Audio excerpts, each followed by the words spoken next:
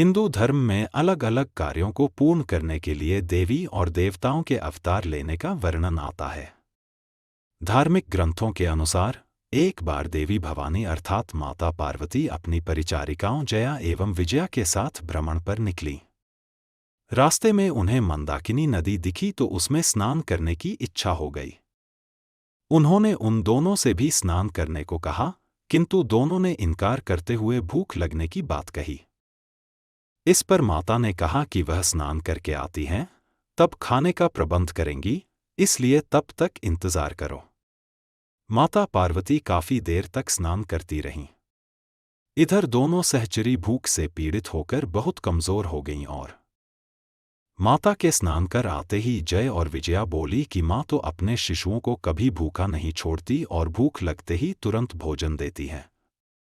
कई बार तो माँ अपना रक्त पिलाकर अपने शिशु की भूख को शांत करती है, लेकिन आप तो हमारी भूख के लिए कुछ नहीं कर रही और हम लोग भूख से व्याकुल हो रहे हैं।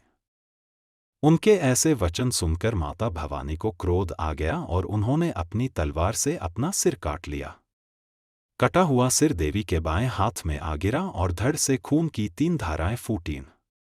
2 धाराओं को उन्होंने अपनी दोनों परिचारिकाओं की ओर प्रवाहित कर दिया, जिसे पीते हुए जया विजया प्रसन्न दिखने लगी और तीसरी धारा जो ऊपर की ओर प्रवाहित थी, उसे स्वयं पीने लगी।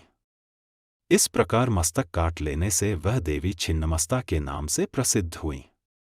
दशम महाविद्याओं में से एक महाविद्या है देवी छिन्नमस्ता। इनकी पूजा उपासना करने से राज्य, मोक्ष, विजय की प्राप्ति होती है। भगवती छिन्नमस्ता का स्वरूप अत्यंत गोपनीय एवं साधकों को प्रिय है। छिन्न यज्ञशीर्ष की प्रतीक यह देवी श्वेत कमल की पीठ पर खड़ी है। इनकी नाभि में योनि चक्र है। दिशाएं ही वस्त्र हैं तथा तम और रज गुणों की देवियां इनकी सखियां हैं।